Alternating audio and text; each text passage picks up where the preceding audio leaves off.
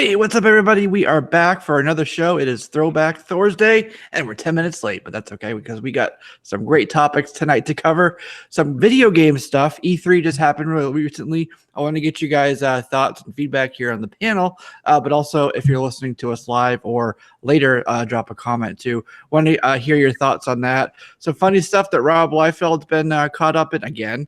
And some things that have been optioned. We'll talk about that, something from Image Comics. And it's actually perfect time to talk about Spider-Man Far From Home and give our estimates for that. Box office predictions.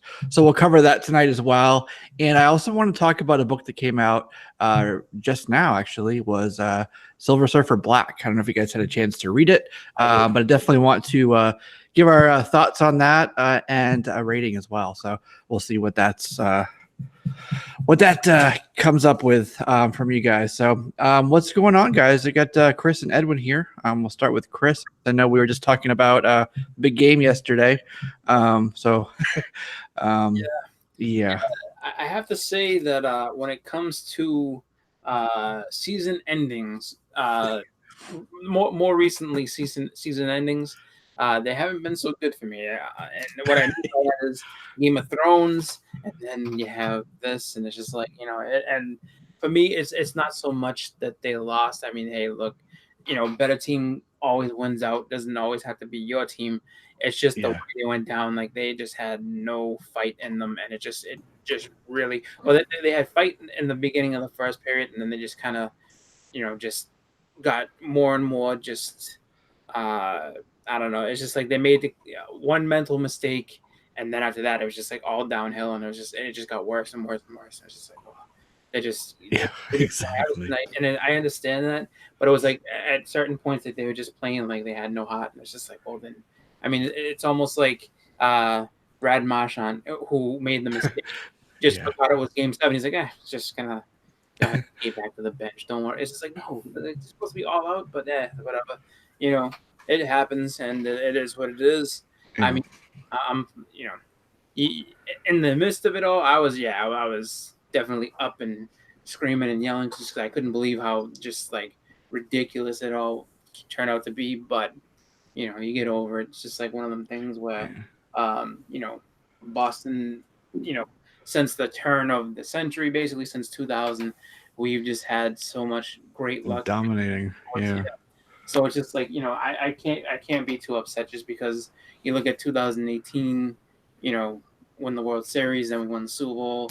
It would have been nice to be able to win the Stanley Cup too, but sweep them all right. Great sweep off. I don't think I've ever seen any like state or city or region ever do a 4 sweep. It just, I mean, I don't think it's possible, really. I mean, that would be the absolute most incredible thing you'd ever see. Right. Yeah, that would be awesome. We also have to give a shout out, since we're talking about this, to Kevin Durant and Big Papi, David Ortiz as well. He's recovering pretty quickly considering being shot. Apparently it was a hit. They were hired to actually shoot him. So it makes sense. I mean, honestly, like if you see the video of it, it's pretty. Yeah, it's pretty evident. I mean, because the first reports were it was a robbery, and it was just like, okay. So then you see the video the next day, and it's just he's just hanging out with like a friend, just chilling. I mean, and just someone just comes right up and just pop right in the back, and it's just like, I mean, it's kind of it's disturbing video to see it, but it's just really just out of control. Like that's what happened. But hey, I think that. In the end of it all, I mean, hopefully that he gets back to healthy, and then same thing. I mean, Durant doesn't play for any Boston team. Like, that's heartbreaking for him to come back and try to help his team out, and then just to go down with that injury. It's so just like disheartening for him. So hopefully he recovers back, everything's good, and hopefully goes back to being a superstar. Just because, I mean, it's a tough thing to just have an injury like that, and so hopefully it's not too debilitating, because there's plenty of guys who have just had incredible talent that end up having an injury, and then it sets them so far back. So like not just physically, but like what does it do to your mind when like your whole life is this game or this one thing, and then suddenly you can't do it anymore? It's got to I think Gotta of mess with you. what comes in my mind is the story of Derrick Rose. I mean, Derrick Rose had the world in his hands, and then just started having those knee issues, and then just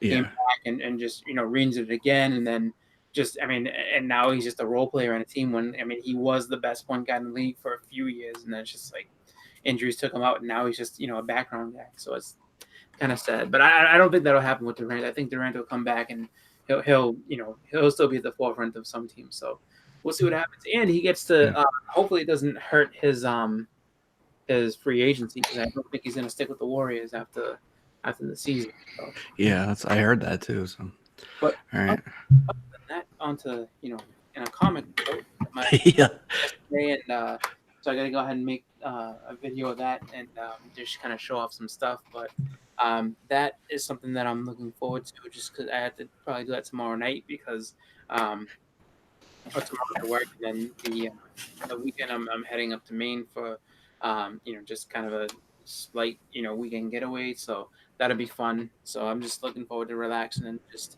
I don't know about going to the beach, just because those beaches are cold, but like we'll see. Yeah, well, hopefully maybe just get there, just say you got there. Yeah. Is Edwin here? Can you hear me, Edwin? Yeah, can you guys hear me? I can't hear Edwin. Is he here?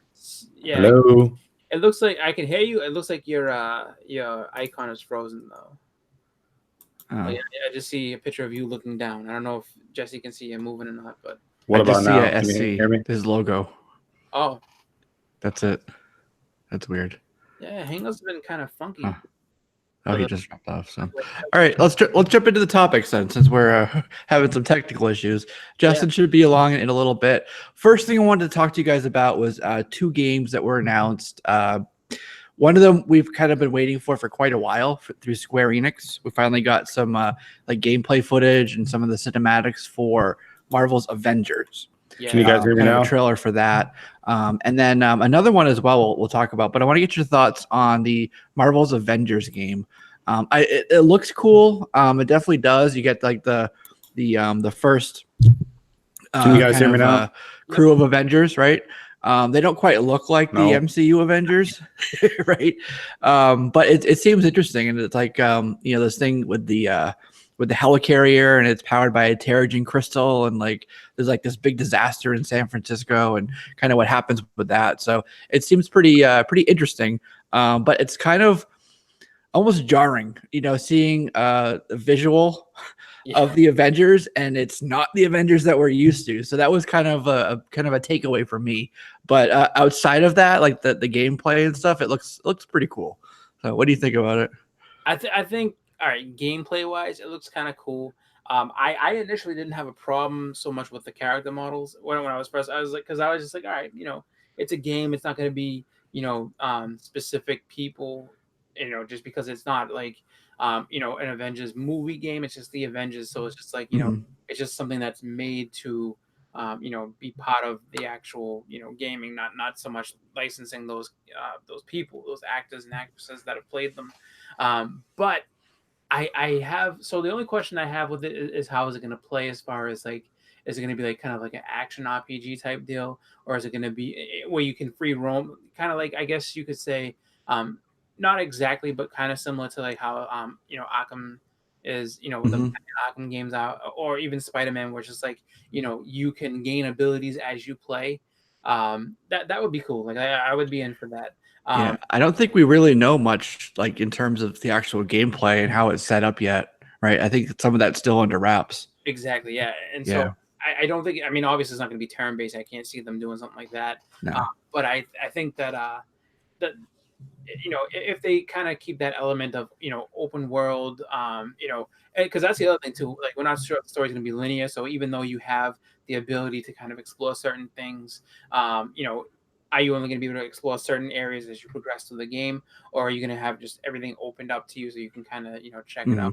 But the thing that I did, the internet did have some have some opinions and fun with what they thought of the models, the character models and stuff, and they were just like, it looks like the stunt doubles from the Avengers movies got put in the game instead of the actual people, and it's just like, I'm pretty hard at that one. That was a good one. In the chat here is a DC Big Oso is say they look like the extras in the Avengers movie, absolutely. And then Captain America's costume looks like New Age village people. Yeah, it really does. It's like it's not what I'm used to seeing from the Avengers. You know, it's kind of like a tactical, like looks like a football gear. Yeah, you know, like the shoulder pads and stuff on it. You know, for Captain America. Yeah, and the funny thing is that so when you think about and it's funny because Marvel and DC compete on everything, and it's funny because I'm not sure like what kind of comparisons they're gonna get, but like I mean Spider-Man overall was very good, and there was certain things that weren't quite exact, but for the most part you had characters that kind of looked the part, and they made it known that it's not kind of it's its own universe basically. But DC, if you compare it to like the Arkham games, as far as like the look and feel of the characters, it's a situation where like some people will be like, oh, like look at this, like it doesn't look right, and but these games are like done up, and everything looks like close to perfect and this and that. So I mean it's a lot of things all at once. It's tough to say, but it's like it's Square Enix's first time trying to get those characters up and running, and for them. And they got a full year till launch day, so they got some time to tweak it. Yeah, I mean, you gotta figure they can make a couple different models. I mean, they could. The tough part would be, I mean, if you have all the motion capture data and all the rest of it, the close-ups on faces might be a little bit tough. But you can change up the renderings. Yeah. I mean, they could go ahead and change all that. So I mean, there's still hope for it as far as the look of it and everything. I did like one cool thing that they said, which was that they were gonna do basically free DLC, like basically free updates and DLC throughout the lifetime of the game. So I don't know how much they give you, but they did say that like it's not going to cost you anything. Like there'll be some updates and different characters and different things they're going to add to it. So that's pretty good. I mean that's I've never seen yet to see like straight out free DLC. Like usually there's got to be something attached, and they also said they're not going to do like loot boxes or anything like that. Like it's just going to be like just a straight has a release, has this, so that's pretty. Well, that's good. Yeah, past couple of games I played had the loot boxes, and you kept having to get those, and it was up to RNG for what you'd get, So so I want to talk about another game real quick here. Almost opposite of what we're saying, because it does look like somebody, and we know kind of the gameplay and the story. I think where I'm going with this just by saying that, right? Cyberpunk 2077, made by the same crew who did the Witcher series. And we have our main character who the model is Keanu Reeves. It looks exactly like him. Like you can tell, like it's Keanu Reeves. Mm-hmm. This one is open play, kind of open world, I mean. And there's all these different like states and stuff. Basically, it's a post-apocalyptic. It's cyberpunk, hence the name. And like this big thing happened. You're in this city called what is it called? Night City, right? It's kind of post-apocalyptic. It's very I don't know, 1984 V, kind of like you get corporations and Big Brother kind of controlling everything. Yep. And there's all this everyone's relying on like cybernetics for enhancements and things like that. And you're this character, and the other cool thing for this is like anybody can have a gun, like firearms, or like sure, have them. So you're going through this like open world, and like anyone can shoot you. But it looks really cool. This one, I think, like I'm definitely I'm more curious about the Avengers. Cyberpunk, I'm actually excited about. I think I want to pre-order that one. Yeah, I think that looks like it's a pretty good game, and I think that the more that they reveal, the more you'll have people getting excited for it, just because it's a situation where you just see cinematics, and that's one of the toughest parts, because I know that's one of the big things that people love about E3 is being able to be like, oh yeah, check out this new stuff and see. And it's just like if you're there and on the floor, yeah, you can kind of get in and play some things and check some stuff out. But for all the reveals, it's just gameplay. It's just all trailer. so they don't really have too much gameplay sometimes. It'll just be one of those situations where they have just a bunch of cinematic or and maybe a little bit of gameplay mixed in, but like I mean they're trying to put their best foot forward. So Yeah. It it gets kind of hard to tell, but I think that's going to be. I think it's going to still be a fun game and one that I'll end up picking up. And then also the Cyberpunk. I'd like to try it out, but that one again is another one where it's heavy on just like the cinematic. I mean, open world situation. You pretty much know what that's all about. It's just going to be like how they do it and how you interact with the world that kind of makes it, cooler. Or if it's something like, if there's like a lot of like hidden dangers and stuff like that, or if it's just something where like kind of like Grand Theft Auto, where that's what I was thinking, like that, yeah. Walk around and mind your own business and not have a problem for the most part, until some random character gives you some trouble. But other than that, like I mean, if you want to avoid trouble in Grand Theft Auto and be just a law-abiding citizen, you can do that. I mean, you can do anything you want. You can be, just out there trying to cause mayhem every Tuesday. Oh, you can just, go about your day and go. I mean, literally, you can go to the movies if you want to in that game. It's pretty crazy how they did it all. So I feel like that is going to have a very, very deep story, and I think that's going to be pretty cool as well. So both of those are on my radar. There's one of the game that's really, I mean, it's one that I absolutely will probably end up getting, just for the mere fact that I get to kind of go back to like my junior high years and just kind of play, and that's the Final Fantasy VII remake. And I know from the actual game, the original, but I mean, just to kind of see where they're going with it, just to see what they're doing, would be kind of fun. I do think in that one they would have been smarter to kind of do it as a turn-based, just because so you can relive those battles. So I don't know how it's gonna play out, where it's just like if you have like free roaming, or you can move around and fight different things. I think that whole drama to every battle, especially the big ones, kind of gets lost in that. But I definitely will be picking that up though. Yeah, for sure. Another one too that looks really cool is actually a Star Wars game, Fallen Order. I don't know if you saw that. We got to see some actual gameplay from that. That's much more of a linear, following a path through it. And actually, Forrest Whitaker, there's another one who's in there. It looks like Forrest Whitaker as Saw Gerrera from was it Rogue One? Yep. So he's in there. And then you get like the what are they called? The troopers. I forget the name for them. But they look really cool. And you get some lightsaber duels. You get to see that. And it looks a little bit like motion-wise, a little bit clunky. But overall, I do like it. And I think that's another one where they said that they're looking towards not doing like loot boxes again. So that's another one that I'll be waiting. I may not pre-order that one, but I definitely want to take a look at it and maybe buy it when it comes out. Yeah, I think that would be probably the smart way to do it, just because a lot of people was like really, I mean, they wanted, was it the Battlefront 2?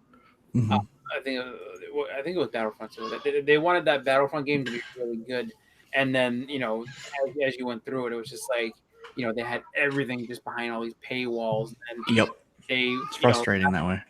The Battlefield is known for destructible environments and all that type of stuff, and they were like, well, we don't see that in the Star Wars. Nothing gets destroyed in Star Wars, and it was like, are you kidding me? So it was just like they really stepped away from what made what made that franchise good. So hopefully they go ahead and they'll take a step in the right direction with it. So it should be fun. Like, I will check it out, and everything. The way I look at it is that everything kind of has just this one build up moment right now. You got to wait until they like start getting the real advertising out for it, and then seeing and if anything else, I mean, any game that you're I'll just plug another channel for a second. Any game that you're really looking into, like one place I love to go is IGN for their reviews, because they do really reviews of everything, and they'll tell you the ups and downs of everything, and they're honest about it. I haven't really seen any review of a game that's been like this game is it's something where they'll just like pander, like they'll be out and say like we had high hopes for this one, but it's just not going to make it. Sorry. You know what? This is actually a surprise. Like this one, we didn't think was going to be anything special, and it's good. And then obviously if something has high expectations and meets those expectations, I mean they break it down really well. So I would say they're well balanced. Yeah. If you have a caution, if you're cautious to buy something, check out IGN. They usually get the reviews up a few days before the game launches, which is good. So they're definitely a good source to figure out, whether something is good, bad, or in the middle. But yeah. Can you guys hear me? So, all right. So let's jump to the next topic here. And I don't know if Jesse can hear you. Can you hear Edwin? No. You guys can't hear me still? Hang on 1 second. Yeah. Let me do my little quick switch thing here. Edwin, I can hear you. So I can hear you. Jesse can't, but he's gonna try to see if he can just toggle some settings here and get you, audible to him at least. Maybe there's something wrong with his computer. Possibly, but he just bounced out and came back. So let's see if that works. All right, Edwin, go. I can hear you. Oh, yeah. Oh. All right, cool. So perfect time. We're going to talk right now about Rob Liefeld. He's been in the news, kind of not the news, in social media. He's just doing his thing. He's being Rob Liefeld, the big thing he's been battling trolls and stuff. He kind of punches back at them when they lash out at him and stuff. And he said basically that he was going to be quitting Twitter. He said, I'm done with Twitter. I'm going to delete it. And then I'm just going to move over to IG, and that'll be my main thing.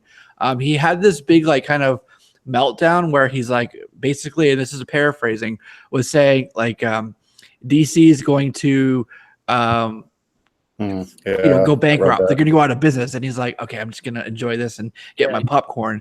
So I don't know what happened behind the scenes, but apparently Jim Lee had reached out to him a little while back and wanted to do some type of crossover towards the end of the year with his Extremeverse characters and also, the DC characters. They were going to do some type of thing with that. Somehow that fell through, kind of pissed him off, and that's what led to this. And on top of that, him really heavily pushing Major Trash and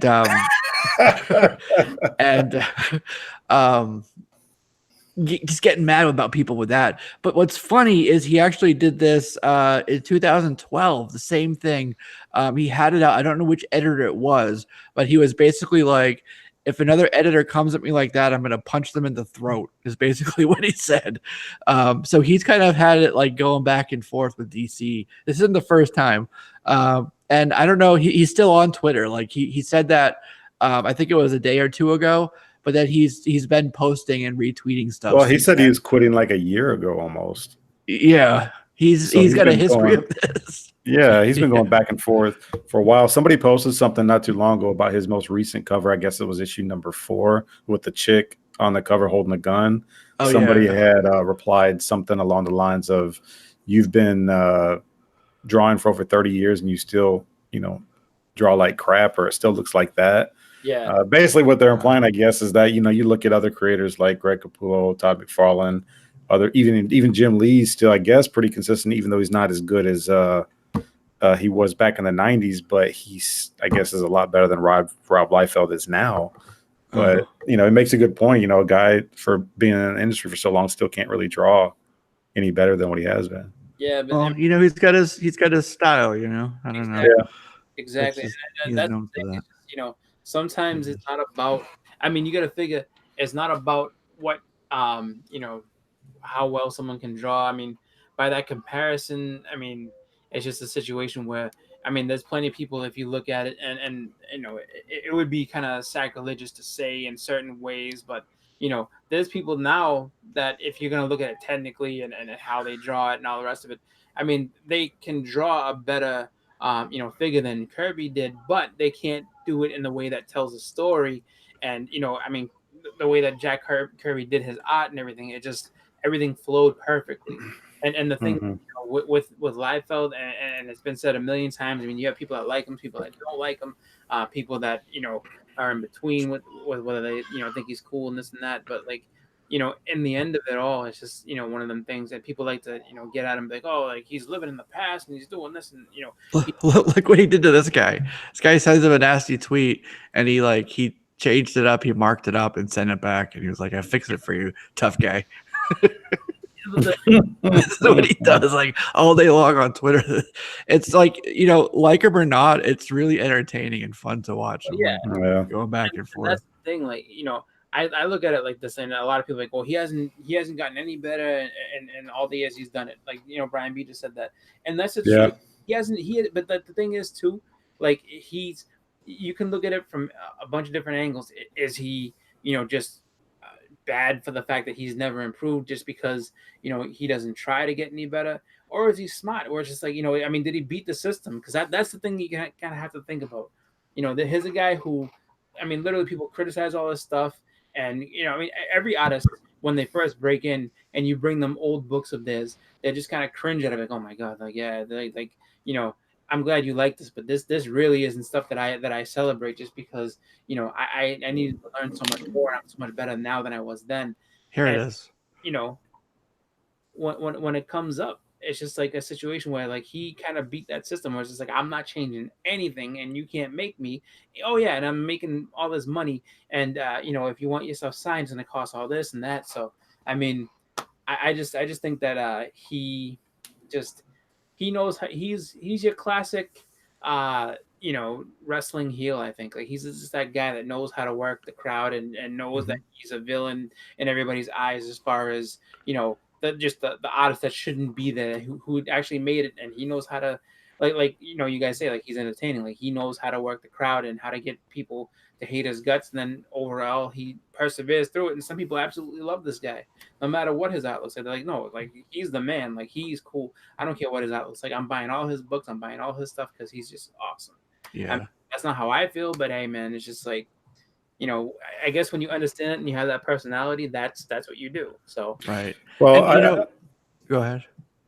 Well, I always think a good inker makes your body of work look a lot better, because I've looked at some of Greg Capullo's pencils, and if you look at his pencils compared to the final product, like his pencils are nowhere near the final product that usually comes out when he does like Batman. So he does, Liefeld does get a lot of criticism. I think that maybe he should get somebody else to ink his stuff, because he just, I don't know, man, he's just not really that great. And Brian B is right. People are still going to buy it anyways because it's Rob Liefeld. But, I showed you guys pictures of toes being on the wrong, wrong place on the foot, and just, it just doesn't really make a lot of sense to me. But yeah, and look, this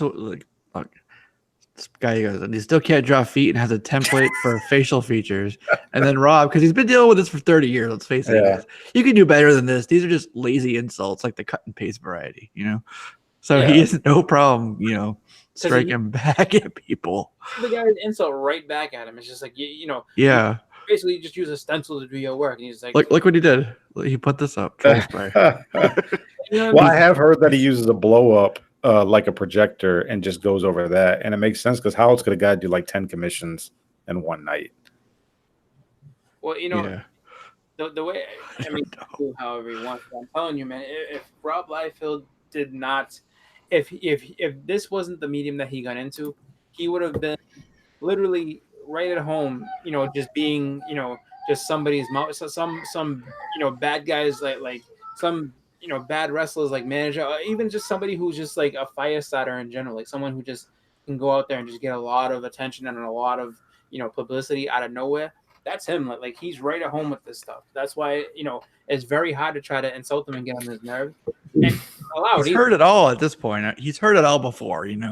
It's not like we could come up with an insult right now that I'm sure he's heard 20, 30 times, in the past. But I don't think it's just that. I think it's that he's made so much money off of Deadpool over the past 3 years. He doesn't even care anymore. Yeah. Well, thing it's just like one of those things where it's just like, he just laughs to the bank. It's just like, it almost reminds me of like, do you know what he reminds me kind of like Leonardo DiCaprio when the feds come on the boat in The Wolf of Wall Street. Like, the fun coupons. I spend them like nothing. I don't care what that pretty much Rob Liefeld. Like he does like you can't hurt that man just because he's living a great life and he's built that based on. It doesn't matter if he built it on one character, two characters, horrible, whatever it is. Like he's living, a life of luxury based on this. He's gonna, a bunch of his creations are going to go and be in movies and stuff because like. Well, if you think about it, you had Deadpool, you had Cable, you had Domino, right? Yeah. And then his Extreme Universe, all that stuff, like the streaming rights were bought by Netflix, so they have that agreement. And then you look at like what they did with Fox, amazing, the rated R stuff and all that. But then his stuff is the only stuff that's going to make it over to Marvel. Out of all of the Fox properties that they owned, only the Deadpool properties and stuff are going over. So he's done. Say what you want about him, but he's really, like you said, parlayed his work into a massive amount of cash that he's just laughing at people to the bank about. It's like he can throw any insult you want at him. He just like, look. I mean, like if I was him, honestly, like one thing, and I'm not sure if he's done this, but I'd be like, you know what? For the amount of insults I get and the amount of money I make, I'm gonna basically your insults, give me money. And it's just like, so if every time he literally could say, if I had $1 for every time I've heard this, how many times have I heard this? I have more than $1 for that. You know what I mean? Just to kind of give. And it's just like, it sucks, but it's just, hey, man, you got to deal with that, man. If you think about it, it reminds me of Floyd Mayweather, how everybody hates him and he become like the guy that everybody hates. And so he's capitalized on that and made money off of that.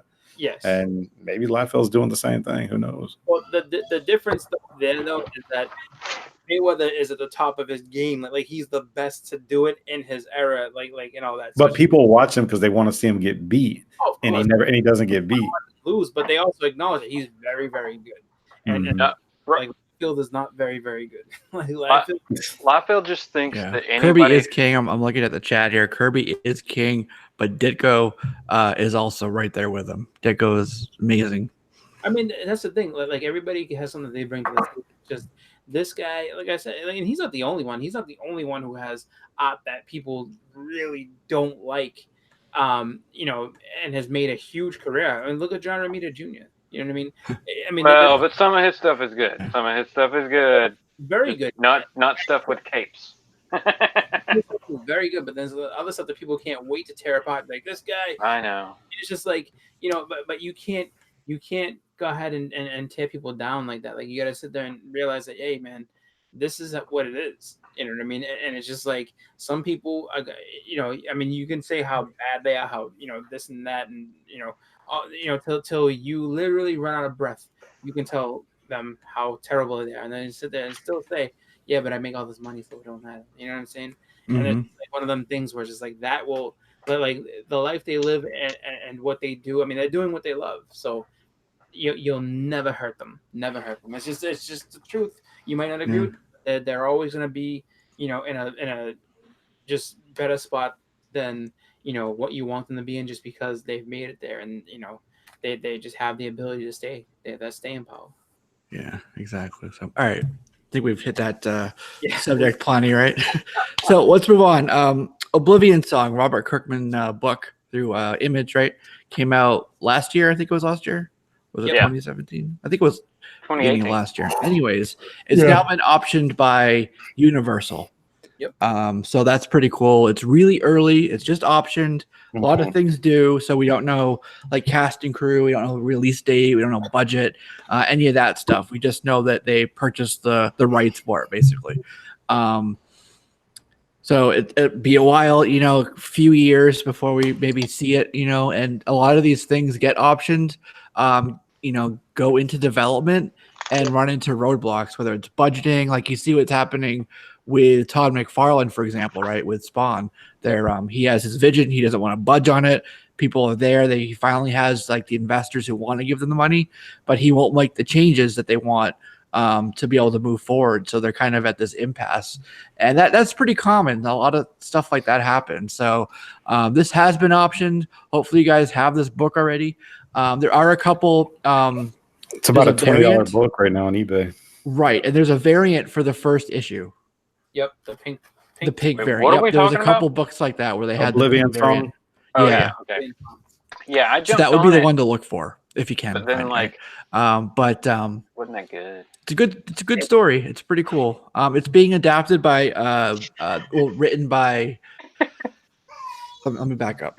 The comic story is being adapted into a screenplay. There we go. By this guy named Sean O'Keefe, and he's the one who's actually doing a reboot of the Green Hornet with Gavin O'Connor. That's in the works, and I'm not talking about the Seth Rogen one from 2011. This is a brand new one. So that's pretty cool, right? What do you guys think? You excited about that? That's cool news, right? I like that story. I'm excited that I got a copy. There you go. Nice. I have one, but I think that's. I mean, hey, it's pretty cool they got it out there. See what happens with that. I never picked it up. Not because I just didn't. Just didn't. That's pretty much it. Like I wasn't like I was like holding out for any sort of. Oh, I was like, hey, this is Robert Kirkman. This is image number 1. I'm gonna go ahead and pick it up and see what happens. You never know. And look. Yep, and just yeah, I missed on that. So we'll see. I mean, there's a lot of the crazy part right now is just that there's a lot of stuff that does get optioned, but Kirkman properties are very solid. So I feel like that's definitely a good sign for this. Well, yeah, anything with his name attached. They to really it, like, kind of. It's funny how Kirkman breathed new life into The Walking Dead by. I won't give it away, but what happened was surprising. But everyone's like, "Oh, on Walking Dead all of a sudden again," And then in terms of the show and stuff, there's all these like the movies. There's other like spin-off stuff. There's like people are like, "Is it winding down? Is it kind of like ending?" In terms of its popularity or time in the sun. But no, it seems like it's just ramping up still. So Kirkman, like to your point, Kirkman is pretty strong. What the hell? That's weird. So yeah, I like these kind of post-apocalyptic stories. Near future. I know Justin, you like that type of stuff too. So this should be pretty cool translation into just a movie. I don't know. I guess they could do. They could probably do this guy. I forget his name, but so they had like the city. Kind of got like destroyed, right? Hundreds of thousands of people died. The government was trying to go in and rescue people where they could, and eventually they gave up. They're like, okay, we found what we could, so they gave up. But then they get this guy, I think Nathan's his name. He's like, no, I'm not going to give up. So every day he goes into the city on these adventures, trying to like find people, having all this stuff happen to him in there, and that could be I could see that being serialized, like each day or whatever is a different trip, or each episode is a different trip into the right, Oblivion. Because the story I don't know. I'm just spitballing there, he'd been but doing it for a while. I could see that happening. All right. So curiosity, Jesse, can you hit Justin? I cannot hear Justin. Okay. I was wondering why he was talking over him. Oh, because he hates me. Nah, it's because like you guys have been kind of. I mean, it was working for a little bit, but you guys kind of talking back and forth a little bit, but then kind of talking over each other a little because you can't hear Justin. So I think you may have to just do one more back in and out, and then it's crazy. Ready. I know. That is weird. Yeah, I figured that was it too. That was kind of funny. Second, I said, I dropped off of it. He was like, it was great. Hello. You hear Justin? Can you hear me? No, I can't hear anybody. What? We can hear you though. I can hear you, Edwin, but I can't. Oh. Okay. Let me try this one more time. Oh my god. All right. What's been going on?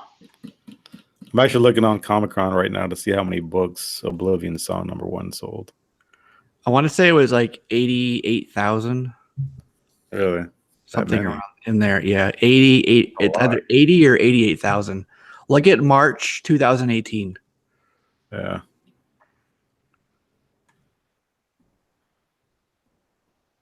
Yeah, you're right. 80,287. Oh, it's close. Dang, that many. That's a lot. Because Kirkman's name was attached to it, Oh, Kirk. Oh, okay. So it's Kirkman. That's why. Okay. Yeah. All right. So, I mean, the spec on him is going to be even worse than anybody else because he's a proven specker, Mm-hmm. Yeah, but you're not going to get those Walking Dead #1 numbers with 80,000 issues out there. Right, but most people don't get that. Mm-hmm. Yeah. No, but it's just a situation where, it was a Kirkman #1. I think it's his first series following Walking Dead. So everybody was like, yeah, dude, I gotta get that. Oh, whatever, man. If y'all like to tie into the last topic, Infinite. Go look for Infinite. That's Robert Kirkman, drawn by Rob Liefeld. Mm. I've got that miniseries. It's hard to read. Hard to look at those pages. Liefeld will probably charge $60 a signature for that one too. Oh my god! I mean, it's indie. It's his. It's one of his imprints. I don't remember if it was Awesome Entertainment or if it was back under Image at that point. Awesome. That was my meal. So crazy when he started doing that. I'm gonna leave Image and start my own. Yep. Yeah, Kirkman doesn't like to do actually a lot of the Image stuff. I think McFarlane said it for one of his books, and then Kirkman did it for this one, where they don't do like second and third printings, but they'll do overships, right? So that definitely helps. Like whatever your order is, they'll send you like 10% more than what you ordered. So that it was basically the idea there is that everybody has a chance to get the book like the first time through, and then they don't do the second and have to do like third printings or fourth printings, So there's that going for it too, that there's just the one printing. But I like that approach, Everything just the one printing and that nice and easy. You don't have to look at the indicia or anything else, to find out. So Jackie has got the hardcover of Infinite, the oversized hardcover. nice. One of the few, man. Hold on to that. That one's gonna be worth big bucks. Yep. Peter Porker says, I'll give you guys a good old spec. Amazing Spider-Man 37. First, Norman Osborn. You most likely know of this, but get it fast. It is heating up. Yes, there is talk that Osborn's going to be one of a few big bads for Marvel's Phase 4. I'll probably be getting an intro to him pretty soon. I won't say what I think I know, just because I don't know if people on spoilers that much, but definitely Osborn is a good buy if you can buy in on that. So absolutely. And then there's a couple others. I know Die has been heating up. Key Collector sent out a alert for Die, but that has been optioned as well. So we're talking about that with like Oblivion Song, but I haven't been able to find any other confirmation for that. Like he didn't cite his source, didn't say that. Nobody else is talking about it. So there's just that one source saying that it's been optioned. So there's that. And there's a couple other books out there too that are kind of hot right now. Trying to think what else. Oh, I did a video on Korvac Saga and Michael Korvac. I strongly believe that's coming. So Giant Size Defenders #3 is a good book to go after. That's your first Michael Korvac. So that's a good one. If Norman Osborn is involved, I would everybody jump for like the Iron Patriot one. Yep. When for sure. Like I would say Dark Reign is probably on the horizon. You know what I'm saying? And that's another Chris and I were talking before the show about Thunderbolts, right? Yep. And that's another kind of thing that could, because obviously Osborn was in one of the iterations for that. That's just more evidence that Thunderbolts are coming as well, and now it's obviously, that was actually during the Dark Reign period when he was Iron Patriot. There was Hammer, a couple other stuff. Thunderbolts, what's that, like a Thor? First appearance is in a Thor book? No, it's in a Hulk book. Thunderbolts it's kind of like... Oh, yeah, I know what you're talking about. Thinking of... Who am I thinking of? Red Bill. Never mind. Oh, I know who you're talking. New Warriors. New Warriors, yeah, okay. New Warriors, yeah. 448. 449. 449. Hulk 449. I'm going to write that down and try to find it this weekend. There's, that one, I have that one. It's one of the newer ones. Whereas in that first volume. Newer as in before right on that or after the 70s. No, yeah. It's definitely into the 90s and everything like that. But yeah, that one, like, I think there's a variant for that one too. But either or, those are both good books to pick up. Yeah. There's some good stuff coming. I would get Fantastic Four, the annual. That's First Annihilus. Yeah. Number yeah. 6. Yeah. That also happens to be Franklin Richards' first appearance. Yep. Mm. Yeah, that one's been pretty. That one's been pretty up and down for a while, but like it kind of trended up a lot. Well, that's one of those books like TiVo was talking about on his show, like a double spec. Like if there's a couple different first appearances, it could heat up for a couple different reasons. So like a couple years ago when Fox still had Fantastic Four, there was talk about all these other things they're going to do. Dr. Doom. They were actually talking about doing kind of like after Josh Trank the FF with his movie. They were talking about how can we do FF and do something a little bit different. So they were going to do like the kids. They were going to do Franklin and Valeria as the primary focus. And that's the first time that book kind of took off from movie spec. And now it's again because of Annihilus as a potential phase 4 villain. So that's one of those examples of double spec on a book, Mm-hmm. Did you guys read the article when they were talking about Fantastic Four and X-Men possibly doing Infinity War? Civil War. Was it Civil War? Yeah. Oh.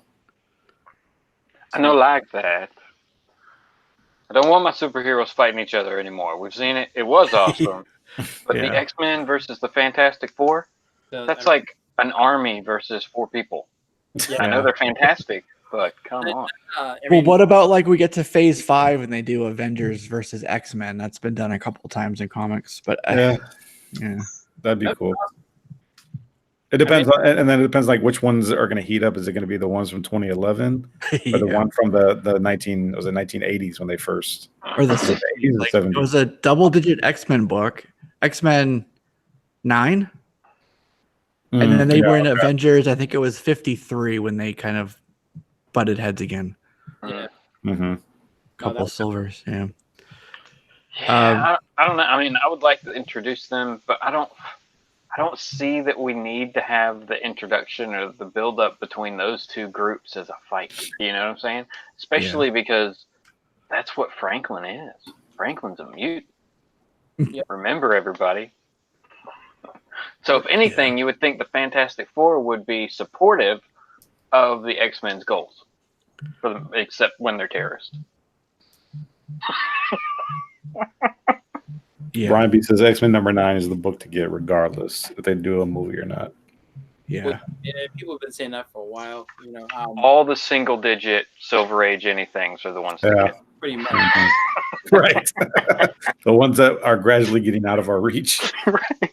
I mean, when you go back and look at the first 20 issues of all those books, every issue is a first appearance of somebody, Mm-hmm. So it's they're all up there. Yeah. Whether they'll make it in or not, it's just they always try to establish a new character within those first 20, and then take a few issues off, and then it's oh yeah, check out this guy, and or this, these 3 guys now have formed a team to go ahead and give our hero some trouble, and it's just one of those things where they were always trying to mix and match and see what worked, and that's just the way that all that comic stuff goes, or how it definitely went back then. So we'll see. There's a lot of different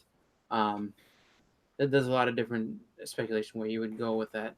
I think if you're gonna do Avengers versus X-Men type situation, I think that you could, if it's gonna be over multiple movies, you could build it with maybe there's some of the stories from the early X-Men, early Avengers, and then you put it into bring it into that 2012 run, as you're incorporating different elements of the battles and everything. That's what I think you'll end up seeing if they do something like that, or maybe they do an altogether new story, something that's never been done Fallout in comics, and that way you have a all new original story that's just stand alone. That would be kind of cool too. So I agree with Big Oso though. Yes. I think that Secret Wars could be the next big thing. It Well, should yeah. be, but we'll see. Secret War is going to take a lot of heavy lifting. I mean, that's a lot of Well, characters. they own almost every Depends- character now. Depends That's which going to be so- way down the road. That's going to be Depends Phase which Secret 5. Wars you go with. Mm. If you Because go, Secret Wars 1, I think would be a lot easier to pull off than the 2015 Secret Wars. yeah, oh yeah, definitely. I mean, Oh, I thought you even, were talking about between Secret Wars 1 and Secret Wars 2. Yeah, I don't really count Secret Wars 2 as much of anything. I don't think anybody does. I mean, when the Beyonder's wearing like a, the I disco, don't even know, disco Mhm. suit, yeah, something like you're just like, man. Yeah, don't do that one. I think that yeah. I mean, Secret Wars 1. Even if they wanted to switch out some characters and stuff, it could be done. But that's why I say there's a lot of heavy lifting with that. Just because on the villain side, you have and I agree. If they're gonna do that, it's gonna be down the road. Just because Mhm. I mean, Doom is essential in that story. Galactus isn't Mhm. essential. Oh, actually, I shouldn't say that. Galactus, as an actual character, isn't thought essential, but I mean, his whole his whole presence and everything needs to be in there as well.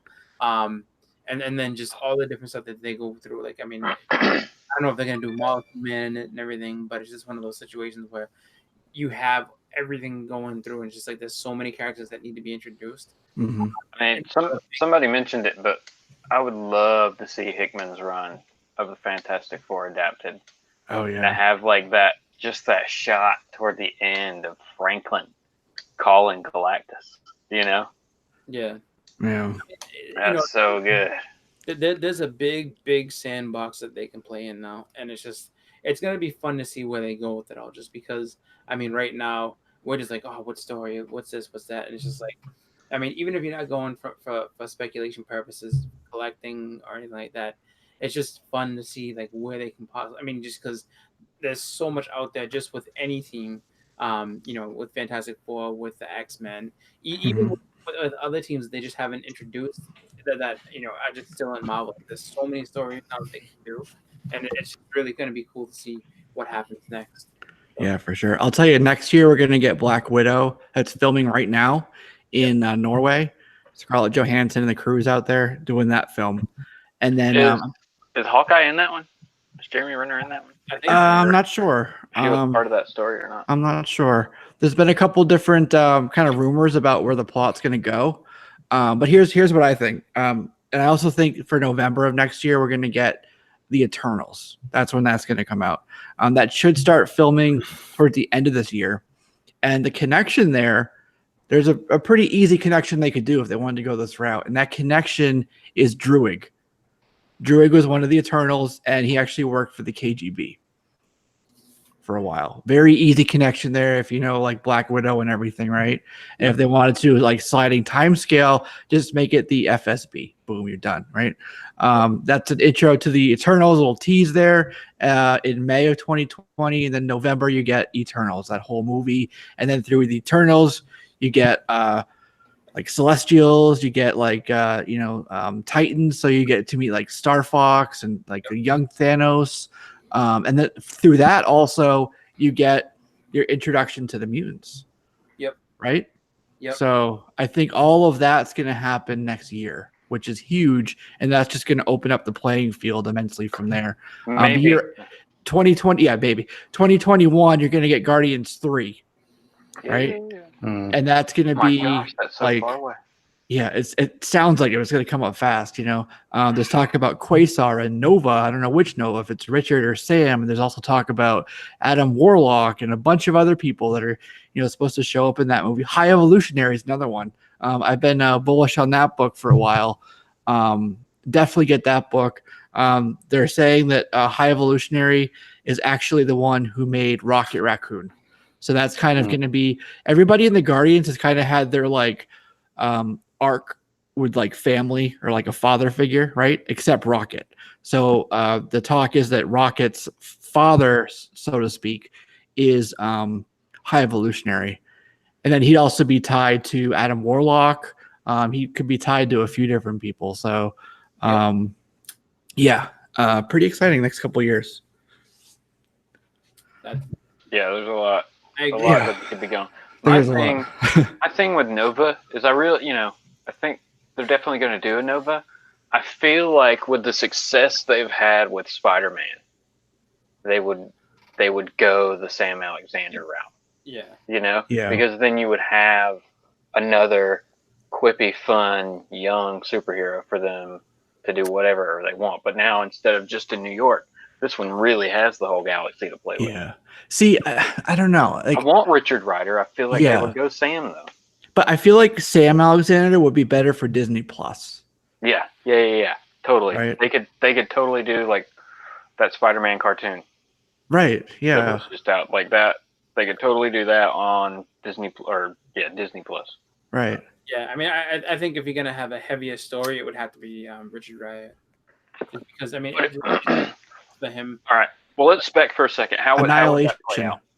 Annihilation. We know that Xandar got like obliterated. Mm-hmm.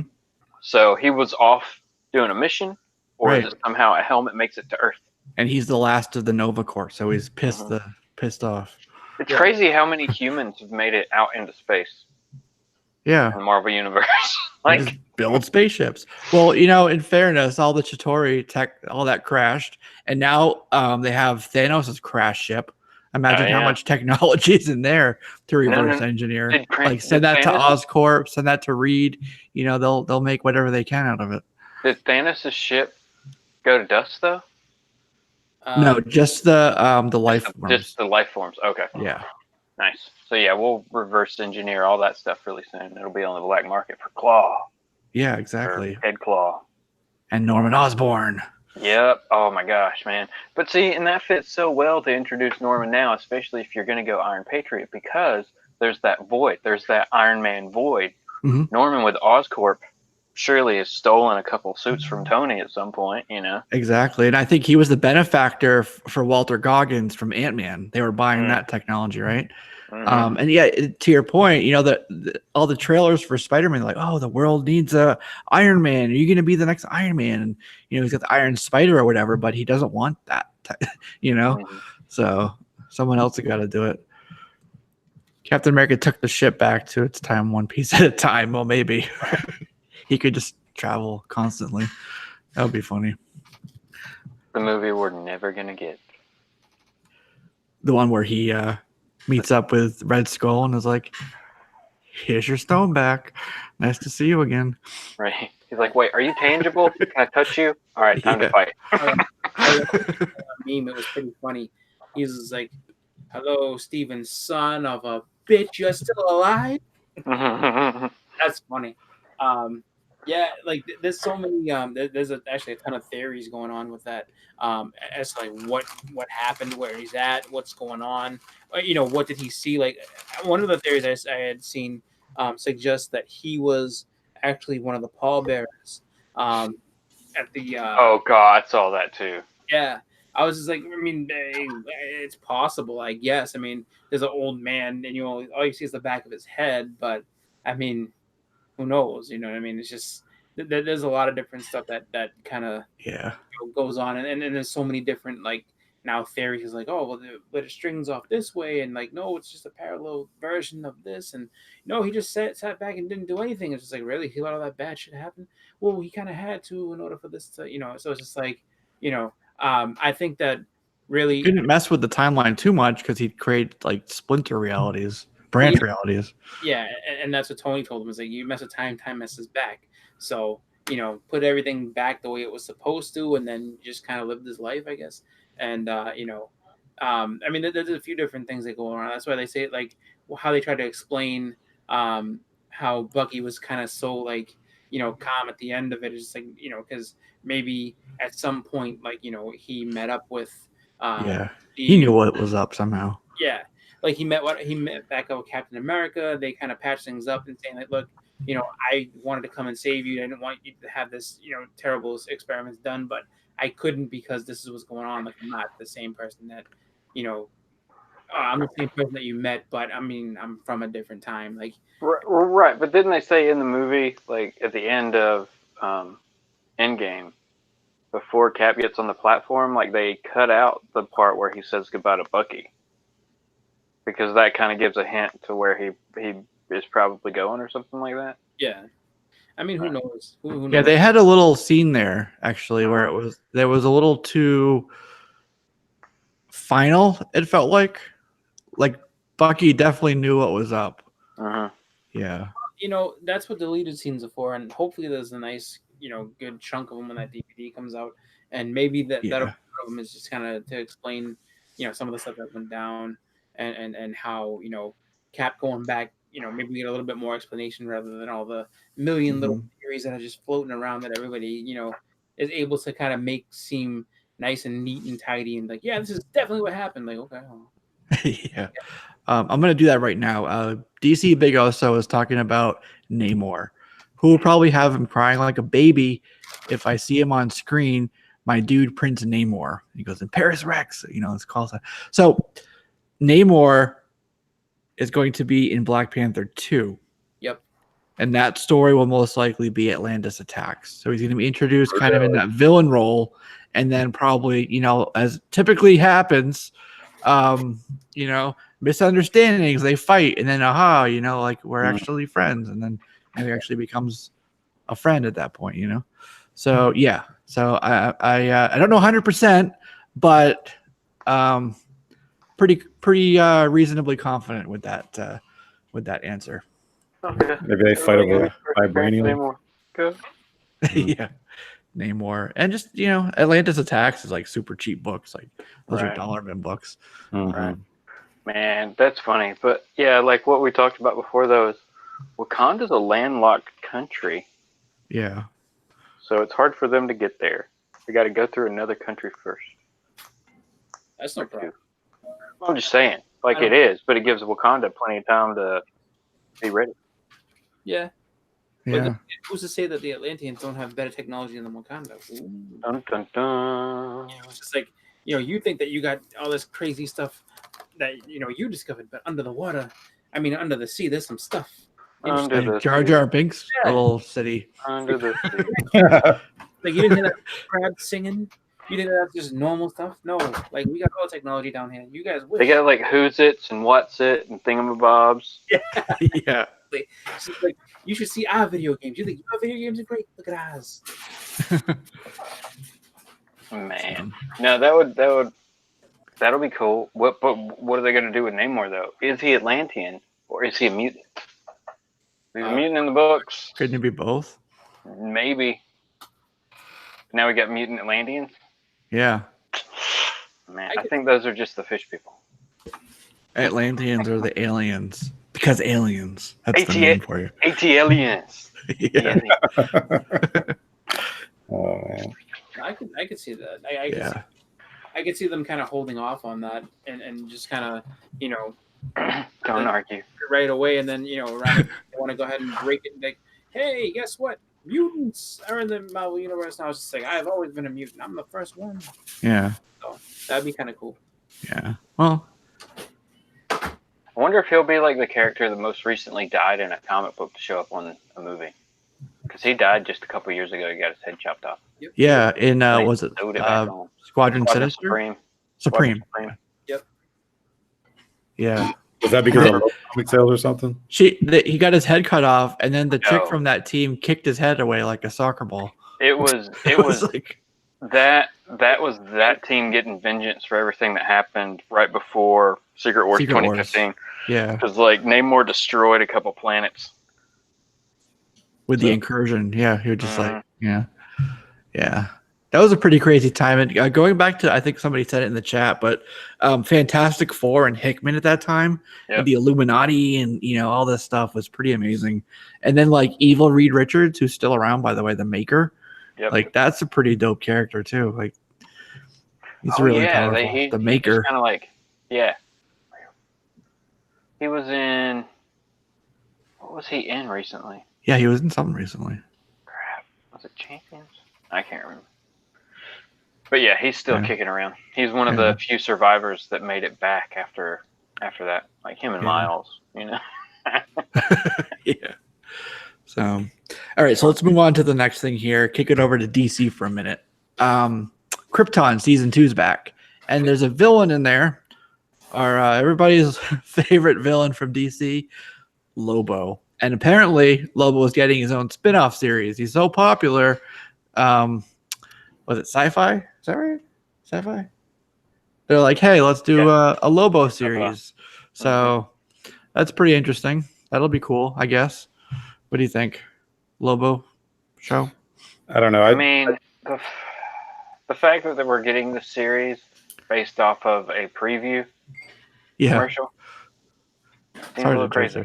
What do you guys think about the actual look of Lobo? Like, you see it in the thumbnail for this? Like, yeah, looks like.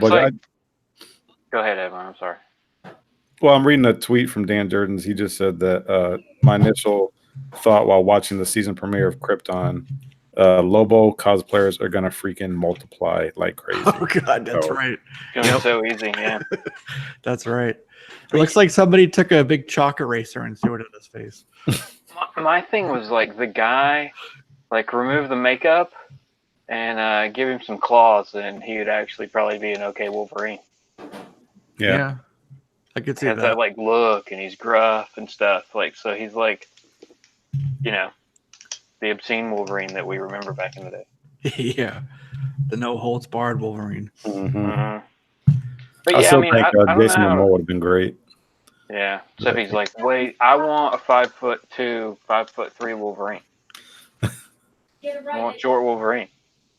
So you're talking about the Harry Potter guy? I don't even know, or just you could do plenty of camera tricks, but at least make him look shorter than everybody. Yeah. Well, I don't know how tall Hugh Jackman is, but he's much taller than like 5'2", isn't he? He's like 6 feet tall. 6'1", something like that. I think Ryan Reynolds is a little bit taller than him. Yeah. Him, Ryan Reynolds and Jake Gyllenhaal are like really good buddies. They're always like taking pictures and busting chops with each other on social media. They're always going back and forth. But it's cool, like thinking of like Deadpool, Wolverine, and Mysterio, like, hanging out on Christmas Eve. I don't know. It's funny. You guys should look at their social media stuff. It's pretty funny. Okay, let's jump into this now. There's plenty of people here. It's a good time to do this. We're getting up to just a few weeks now, believe it or not, until we get to see Spider-Man Far From Home. And it's come on to early tracking.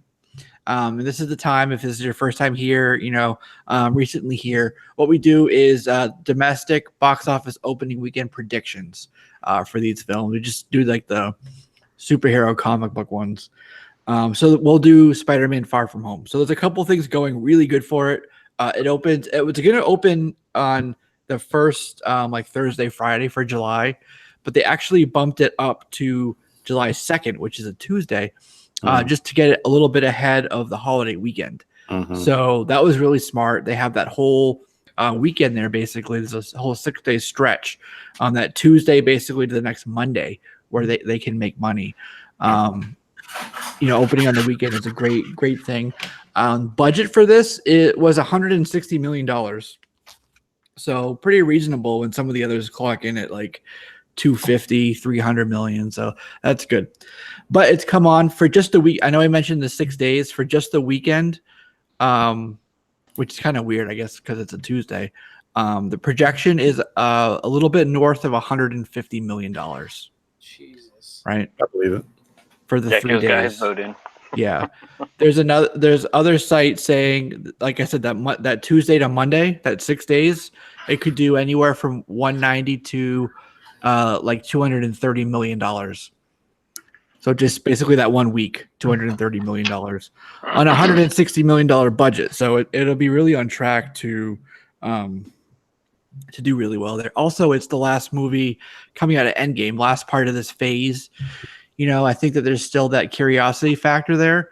The thing that I'm kind of like, I don't know about is kind of the fickle nature of the film industry right now. Like, you have really high highs. Like, you had Endgame, which is like right there, like almost at Avatar level. And then you get what we just had with Dark Phoenix, which was like horrible, So I don't know where this will land in there, in terms of that. And then like, we don't know officially anyways until D23 what's going to happen for phase 4. So there's not that like curiosity factor that I think really helped boots up Captain Marvel, for example, going into Endgame was that curiosity factor. We don't know what's coming after Far From Home. I highly doubt there's going to be what do you call it? End credit scene, just because they're not doing anything till D23, so they're not even going to do that unless it's something funny, you know, like they did like with Captain America in the last one. So they may do something like that, but as far as like teases for the future, I don't think we're going to get that. So it's it feels really final. That curiosity factor is not going to help boost it. And then there's that kind of fickle nature for the film industry right now. But like I said, the thing really going forward is it's Spider-Man, it's MCU, and also it's opening on a massive weekend when everyone's going to be off of work. So there you go. Real quick, you said 160 million. 154, I believe, was the last estimate I saw. Because they know for the budget. Oh, for the budget, yeah, 160, and that's 160 for the budget. Because they usually go up, and Homecoming was 175 for their budget. So for the budget, yeah. Yeah. I don't know. I think they filmed in London, so it was cheaper. Yeah, it could be. But I think they need to add some of that end game to it just to kind of give people that final taste, I guess. Maybe he revisits Tony Stark's grave or something. Yeah, no, I don't know. That just because they're talking about. That's part of what's in the trailer is that they're just kind of trying to reconcile losing Ant-Man. So there'll be something of that in there. Mm-hmm. But that's crazy. 160 million budget, which that doesn't surprise me. But it's just like having that much time. That's really kind of a crazy amount of thought that goes into what could happen. I don't know if it's going to see that drop off. I think that because it's a summer movie. It's probably gonna be up there, and I don't know if it's gonna do any kind of crazy make close to $1 billion or anything like that. I don't know about that, but I think that opening up though, it's probably gonna make some good money. Yeah, Homecoming did for 3 days when it came out, which was 2 years ago now. It did 117 for the 3 days, and then globally on its overall box office run, it was $880 million. Yeah. So. Yeah, and the thing that the people that were hard critics of it were just they were upset about the suit and everything like that. But now they've had time to get used to it. Mm-hmm. How they have the Iron Man type suit and everything. So I don't think that's going to be the same criticism. I think that this one will probably do better than that. And it'll be well received, right from the get go. So, geez. I'm just trying to get good figures in my head. I'm going 167 on it. Mm. Yep, 167. That's my number. All right. I think I will go 178. 178? Yep. All right. And we will do a prize for this movie. I will send something out for whoever's closest. That's the other part of this. If you are closest, and you could be over, it's not Price is Right rules, so you can go over. It's just whoever's closest to the number. Whoever that is, I'll send out something. And it'll be related to Far From Home. So it'll be relevant to the actual contest we're doing here. So there you go. 191. Wow. 191? That's pretty high. 191. Brian B. Weekend total or Tuesday through weekend? No, just the weekend. So the 3 days, Friday, Saturday, Sunday, which is weird because it's on a Tuesday. I'll go 170. I think that ever since Homecoming, seeing him in Infinity War and Endgame, I think he's established himself even more so as this Spider-Man in comparison to the first Spider-Mans that we got in 2002 and 2005. So I'll say 170 million. Okay. I'm just writing down people's from the. And it starts on a Tuesday, and you got a 4th of July weekend, so Yeah, exactly. like 5 days. Yeah. I have the 5th. So it's just like I had that whole day to myself, like, and I wasn't supposed to. Like, my job decided that they were going to be nice and just be like, since we have a new interim president, everybody gets July 5th off too. I was like, shit, all right. So, Nice. yeah. Like, I will take it. See y'all later. That's right. Can't complain with it. That's cool. So cool. So if you're watching this later or come up with it, later on in the show, or if you're listening to us streaming, because we do this as podcast audio, which will be up tomorrow. So you can come over to YouTube, drop a comment there, and yeah, we will go ahead and add you to the list here. So you can leave your estimate there. So pretty cool. We're all right in the same ballpark. So that's pretty good. Okay. There's another one.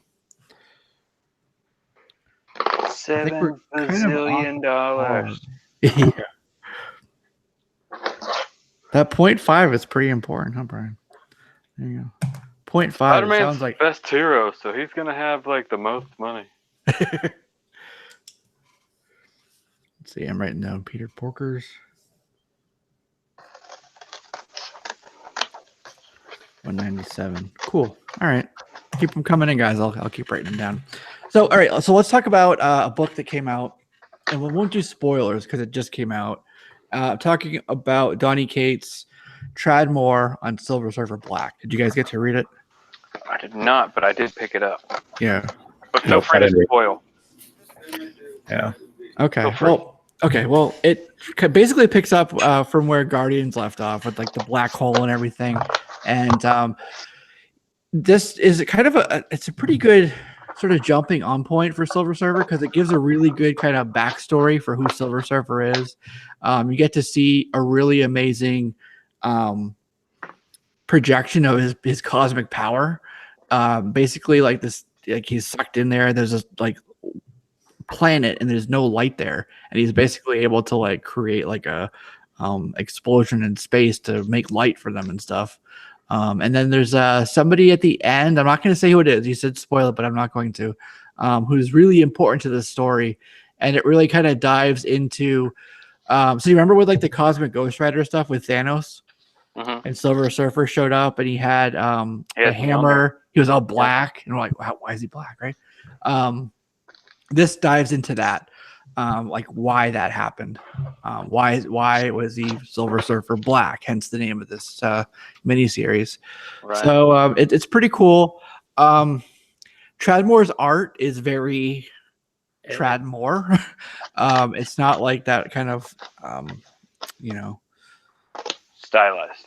It's very stylized. Yeah, that's a good word for it. I was trying to think like kind of like the realism that you see in some of the other kind of books, But this comes from, you got to think about it, like the last Silver Surfer series that we had was Mike Allred. Oh God, yeah. So also like completely not a bullpen Marvel type artist, Yeah, it's much in that same vein. It's very kind of like out there, like creative, artsy, sort of. Very bright, actually, as well. And normally I kind of like am more attracted to the kind of realistic style, but this really worked for me. I mean, it's fantastic. It's Silver Surfer, it's cosmic and everything. And I always think of like Doctor Strange and stuff, and Steve Ditko and all like the trippy, cosmic stuff. And ever since then, it's like, sure, I like the realism, but like when you're talking about space, all bets are off. So it's fine, So I liked it. I really did. I recommend it. Is that tape? Yes, sir. I'm finishing packing up some things. Okay. I'm like, I thought it was story-wise, it was cool. I like that. But yeah, the art was kind of tough though. It was just like in certain spots it wasn't too bad, but in other spots it was like, oh man. But like I'm not used to this artist, so I can't say that like it's something that I would have to get. I have to give it another couple of reads so I can get used to the style. So yeah. Like, at first, I mean, it really bugged me. I was like, wow, this is not. This is tough. Yeah, I will say there was one panel where you see Silver Surfer and he's like super skinny. You can see like his rib cage and stuff, like really gaunt. I'm like, what the? That's weird. Yeah, that was kind of one of the panels that really just I had a problem with. Like, not it just looks so just out of place, and I was like, ooh, some just really cringe, in my opinion. Just some really cringy art, but Yeah. So, yeah, with this art, what people like or don't like is extremely suggestive. Yeah. Suggestive, no, subjective. That's the word, not suggestive. Some books are suggestive. Jungle Fantasy is suggestive. This is subjective. Unnatural. Yeah, unnatural, exactly. Sex criminals, another one. So some people may like it, some not. But if you like Silver Surfer and kind of the story of Silver Surfer and the cosmic, at least try it for the story itself. I'd say give it a shot. I'm just saying that because I liked it. It's up to you. I don't know. What does it cost? $4.99. I think it's a $4. Yeah, I think it was a $5 book. Yeah, and this is kind of like Donny Cates's big capstone on his big story he's been writing ever since Thanos. Like this big finale on it. And this is like his baby. There's this whole thing that he wrote about it and stuff, and he's really putting care into it. So yeah. So there you go. Rob, hey, what's up, Rob? He says the art is humongous, not based on Galactus nose alone. Okay. So let's talk about one thing really quick. We were talking about Hickman and the FF. Back before Secret Wars, he was doing a few titles, and he had this whole thing going through that he was teasing, and it was the code for the builders. It was this like foreign language, like dots and circles, like ellipses, and and they all meant something. It was a whole alphabet for the builders. And he's done it again. He has this whole picture up, and I looked at it. There was kind of a translator, like a what do you call it, Rosetta Stone for the builder's code with like the alphabet for English alphabet, and so you could translate. Finally figure it out. And I looked at what he posted, and it does not match. It's the same sort of style, those ellipses and circles and dots, but it doesn't match the letters. So it's kind of a new thing, maybe a different dialect, I don't know, but I wasn't able to translate it, and it seems like that's a huge teaser for Powers of X, House of X, something with that. So yeah, I kind of looked at it and I kind of thought maybe the first word was Xavier, which would be relevant, and then there's two of the symbols are the same, so it would be the A. And you see that, and obviously a vowel is going to have to be in more than one place. But that doesn't really say anything. Just one word, Xavier, that could mean anything, And he was front and center on the teaser image. But I just wanted to point that out, that he had redone that whole builder's code thing that he did back then. I think it was with Avengers. He wrote it through there. So it's going to be awesome. I'm super pumped about it. Yeah. Super pumped. Yeah. Awesome X. Though it's kind of like bitter, because I really like what Matthew Rosenberg's doing with Uncanny. So I don't know. It's gonna be awesome, but it kind of sucks at the same time. Yeah. No, it's true. It's kind of bittersweet. And all those creative teams, what are they gonna do now? I don't know. Speaking of like teasing stuff, Bendis, he's doing Millennium. You see that? That's coming up. TV show? A new Millennium. Yeah, look at this. Let me look it up really quick. You remember the TV show that was a spinoff from like the X-Files? Okay, nobody else? All right, that's me. Yeah, look at this. DC's Legion of Superheroes return in Brian Michael Bendis Millennium. Boom. So they're coming back. Yo. I'm going to go ahead and share this with you guys. Oh, Millennium's going to be Legion? Legion of Superheroes. Nice. I've been wondering where they were. Yeah, there was two things. There was Shazam. Finally got Shazam back, and Legion of Superheroes. Like, what are you guys going to do with them? And now we have it here. Scroll down a little bit. There's the art for it. Can't click on it. Damn you, Hollywood Reporter. September 18th. It'll be out. Scroll back up. There you go. The future of the DC universe lives again this fall with DC announcing Bendis will revive LOSH. 2-part miniseries, Legion, Millennium. And then hang on one second. Cornerstone, blah, blah, blah, blah. Yeah, that's pretty much all we know. That's the tease. That's the picture. That was a good one. Sorry. So there you go. That's what I wanted to share. So, all right.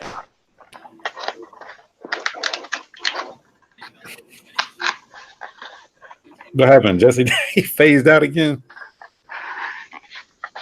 I don't know, dude. Yeah, he's gone. Oh man, what's happening? Packing up boxes, man. Oh, he's back. He returned. I just went ahead and closed the wrong window. It goes over. We're done. Click the wrong X. No, but as I was saying before, I rudely interrupted myself by shutting the damn window. This is the end of the show. Basically, I want to go around. And, I know Justin, you got a big weekend coming up, but I do want to find out what you guys have coming up with your channels. Anything you want to plug? Final thoughts here before we go ahead and close out this episode. Start with you, Chris. Yep. So I'm gonna be putting up my haul.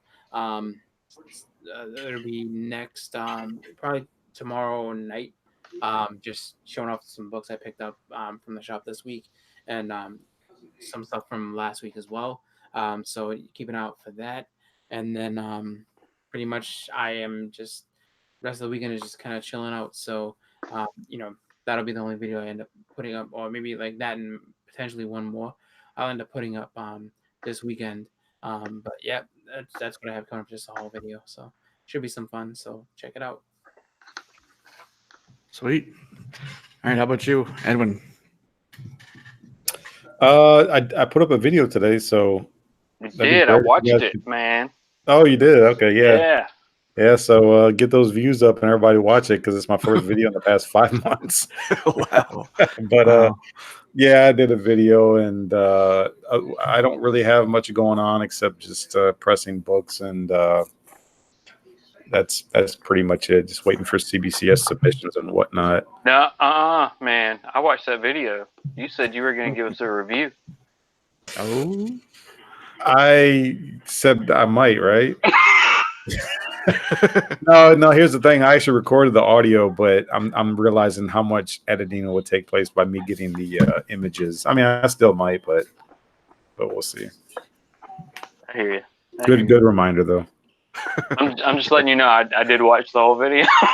No, the book was a good book. I just on a whim just kind of read it, and I like the book. Uh-huh. So Sonata from Enix came out. Yeah, I picked up the darker cover. Just whatever. Cover B, I guess. Mm-hmm. Yeah. Cool. Want to tell us about your weekend, Dustin? Okay. Yeah. So road trip tomorrow. Driving up to Charlotte for Heroes Con and meet up with our good buddy Comically Flawed, who must be extremely busy because I haven't seen him in the chat, or maybe he's listening and not. But I'll call him out and then he'll yell at me later. He's lurking. So yeah, that's gonna be nuts. That we like if you go to like heroescononline.com, you can see the guest list, and it is huge.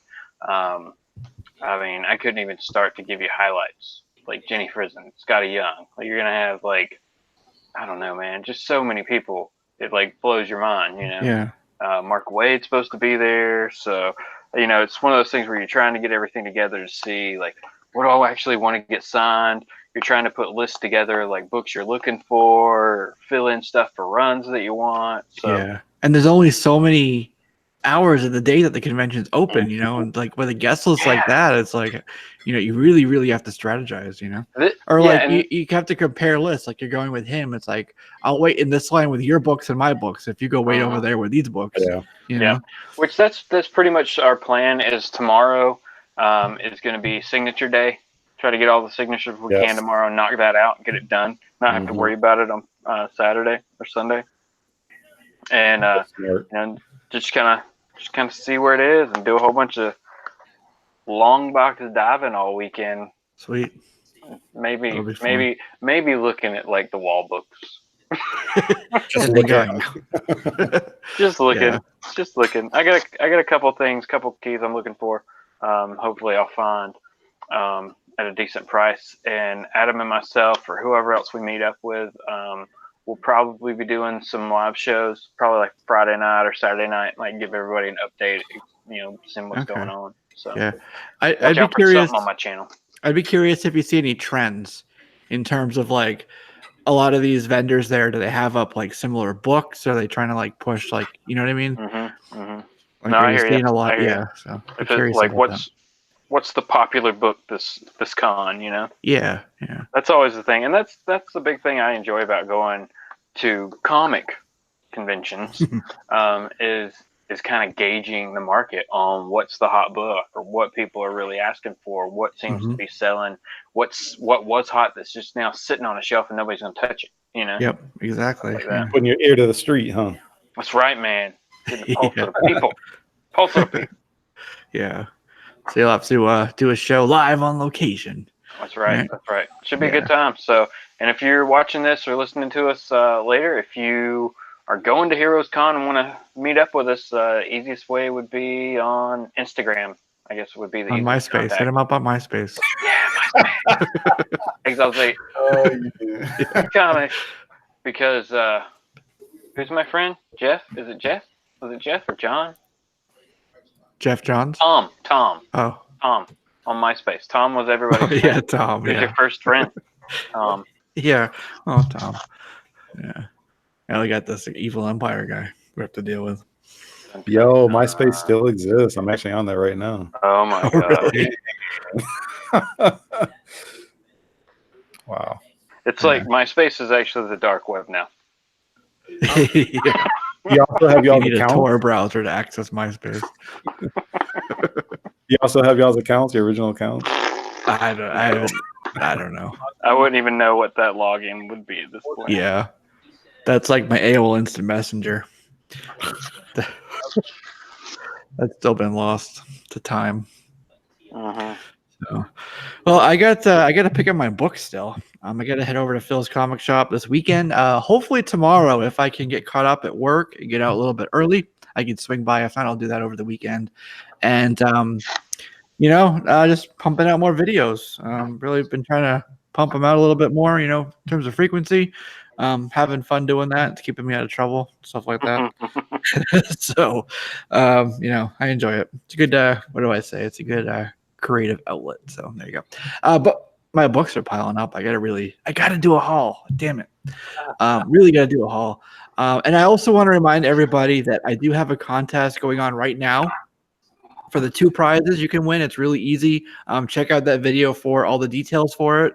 It's just a matter of liking or subscribing to this channel, and then going over to Instagram and looking at JLS Comics, liking that, and then Secret Society Comics, who is the sponsor of the Thor 337, one of the prizes you can get. So there's that, and there's also a DC Collectibles Artist Alley Batgirl statue by Sho Maras. Really great. I showed it last week, but there's also images up on my Facebook and Instagram that you can win that.